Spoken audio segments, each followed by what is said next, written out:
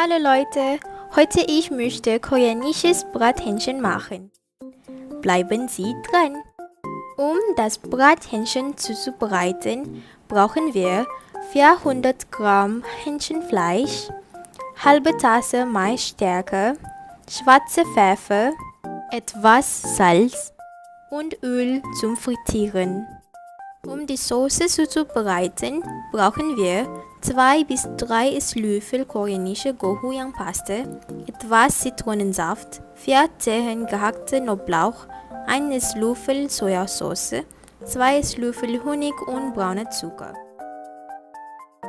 Für den Garniturteil wir brauchen Sesamsamen. Lasst uns anfangen. Zuerst bestreichen wir die geschnittenen Hähnchenfleisch mit Maisstärke, schwarzem Pfeffer und Salz nach Geschmack.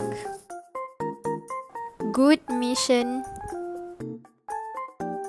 Dann machen wir die Pfanne bereit, um die Hähnchenfleisch zu braten. Als nächstes braten wir das Fleisch.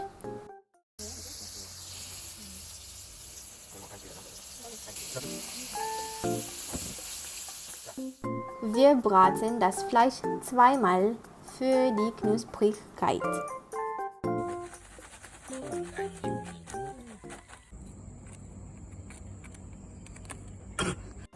Und dann vermischen wir alle Zutaten für die Soße gut.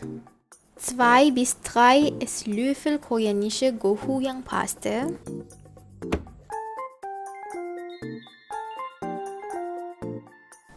etwas Zitronensaft, 2 Esslöffel Honig, 1 Esslöffel Sojasauce, 4 Zehen gehackte Knoblauch,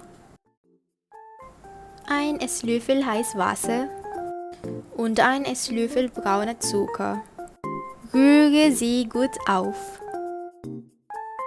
Hier kommt der spannende Teil.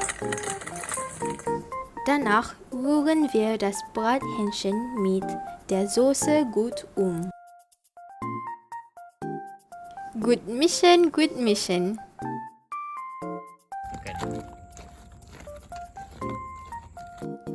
Zuerst garnieren wir das Sesam auf unserem Brathähnchen.